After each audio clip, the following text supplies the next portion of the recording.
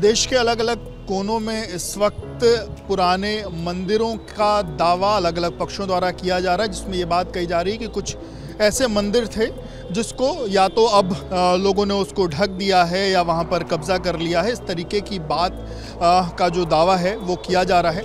और इसी कड़ी में राजधानी लखनऊ में भी एक पक्ष द्वारा एक दावा किया गया है कि एक लगभग 150 साल पुराना एक मंदिर जो पिछले 30 सालों से बंद है, उसके ऊपर कॉम्प्लेक्स बन गया है। इस वक्त मैं राजधानी लखनऊ में जो महाराणा प्रताप चौराहा है वहाँ पर मैं मौजूद हूँ। आप महाराणा प्रताप जो चौराहा है उसकी तस्वीर आप सामने देख रहे होंगे।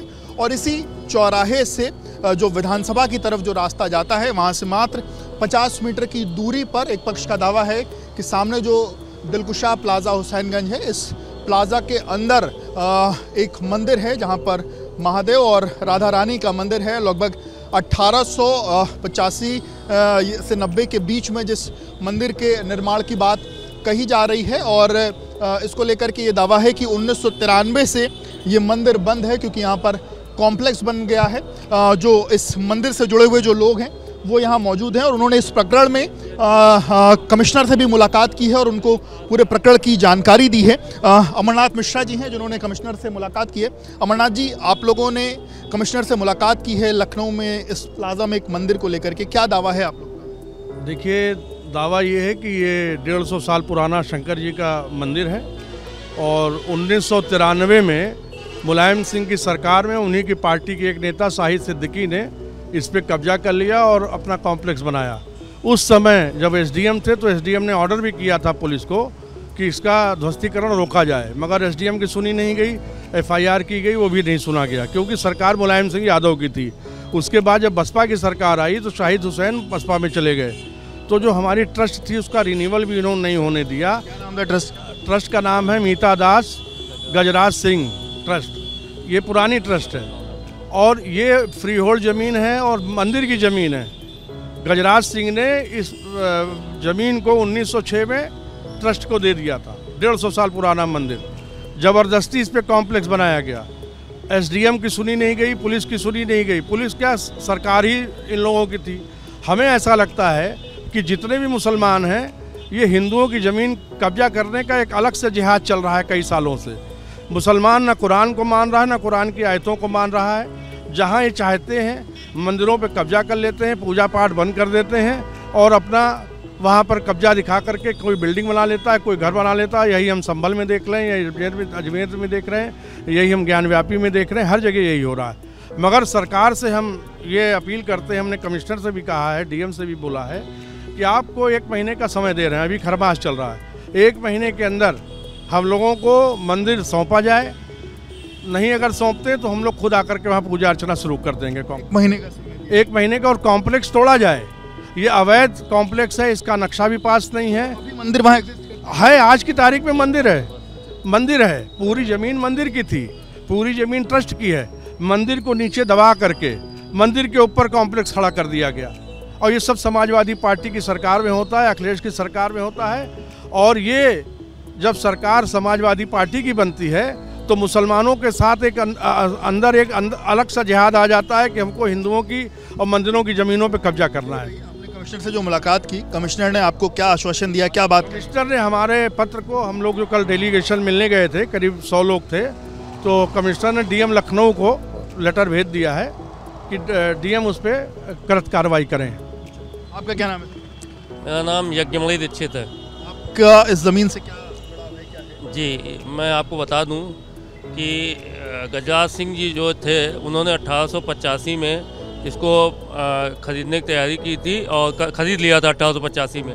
1906 में रजिस्टर्ड डॉक्यूमेंट के माध्यम से इसमें मंदिर बनवा चुके थे और ट्रस्ट के हवाले कर दिया था, मगर कोई पुजारी नहीं था, तो उन्होंने पुजारी के लिए ख्वाहिशनामा तैयार कराया 1918 में, जिसमें मेरे पर बाबा स्वर्गीय द्वारका प्रसाद दीक्षित उनको हैंड ओवर किया और कहा कि आपके यहाँ जो भी नस्लन असलन जो भी पुत्र होता रहेगा वो इस मंदिर का पुजारी रहेगा।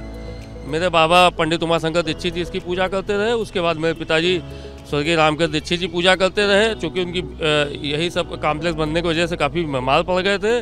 उन्होंने समिति का निर्माण कराया था ताकि इस पर जो भी हो रहा है गलत कार्य उस पर अंकुश लगाया जा सके, मगर तत्कालीन सरकारों के द्वारा इनकी मदद करके, क्योंकि उसी पार्टी में थे, सपा में थे, बसपा में थे, और इन्होंने फूलन देवी को भी एक फ्लैट दे रखा था, और फूलन देवी जब तब आती थी यहाँ ठहरती भी थी।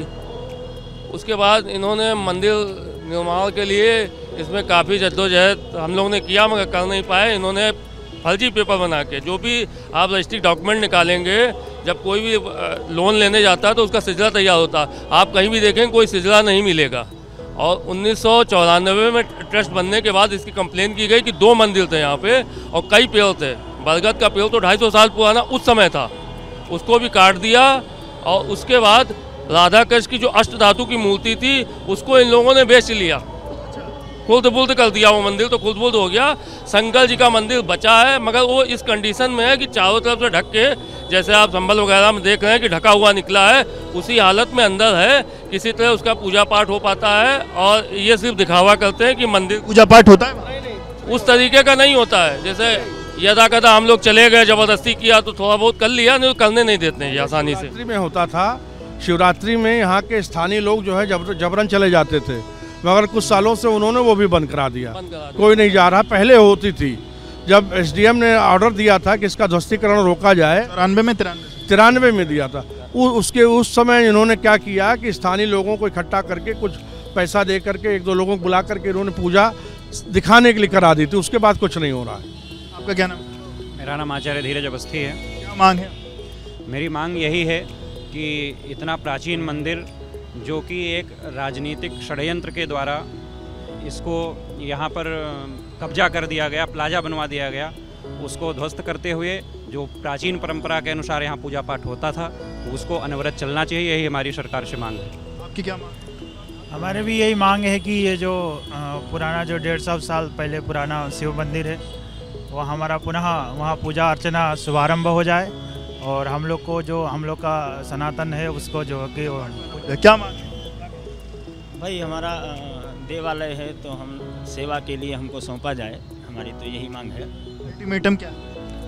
अल्टीमेटम क्या, हमारा तो योगी जी से उम्मीद भी है, आशा भी है, आग्रह भी है कि वो शिवालय की जो भूमि है उसको, शिवालय को वापस दिलाएं, और यहाँ पे मंदिर की पूजा अर्चना हम लोगों के द्वारा शुरू की जा सके। ऐसा डीएम से मुलाकात करेंगे? सबसे वीसी से भी करेंगे, एलडीए के डीएम से भी करेंगे, कमिश्नर से भी करेंगे, क्योंकि ये अवैध रूप से कॉम्प्लेक्स बना है, इसका कोई नक्शा भी नहीं पास है। तो इसलिए हम एलडीए में भी जाएंगे, उनसे भी बोलेंगे। और अवैध निर्माण के लिए योगी जी जिस तरीके से उत्तर प्रदेश में हम लोगों का मनोबल बढ़ा रहे हैं, और योगी जी की उपस्थिति से ही हम लोगों का मनोबल बढ़ा है कि मंदिर हमें मिलेगा। जो है, जो सुप्रीम कोर्ट वाला जो मामला है, एक तरीके से सुप्रीम कोर्ट ने 1 महीने की रोक लगाई, उसको लेकर के भी कुछ? उससे कोई फर्क नहीं पड़ेगा, हम कोर्ट गए ही नहीं हैं, हम तो प्रशासन के पास गए हैं, क्योंकि 1993 में एसडीएम का ऑर्डर है, तो हम उस ऑर्डर को ही इम्प्लीमेंट के लिए प्रशासन से मिल रहे हैं। तो देखिए, आप जो लोग हैं जिन्होंने इसको लेकर के कमिश्नर के यहाँ मुलाकात भी की है, उनका कहना है कि 1993 में ऑलरेडी इसको लेकर के एसडीएम का एक ऑर्डर है, उसके सापेक्ष ये लोग मुलाकात कर रहे हैं, और उनकी सरकार और प्रशासन से गुजारिश है कि उनको यहाँ पर पूजा पाठ करने की अनुमति दी जाए, जिससे वो यहाँ पर जाकर अपने इष्ट को प्रणाम कर सके, अपने इष्ट की पूजा कर सकें। कैमरामैन प्रेम सिंह के साथ Vivek Rai, ABP news, Lucknow. For exclusive and insightful videos, subscribe to our new channel ABP Live Premium.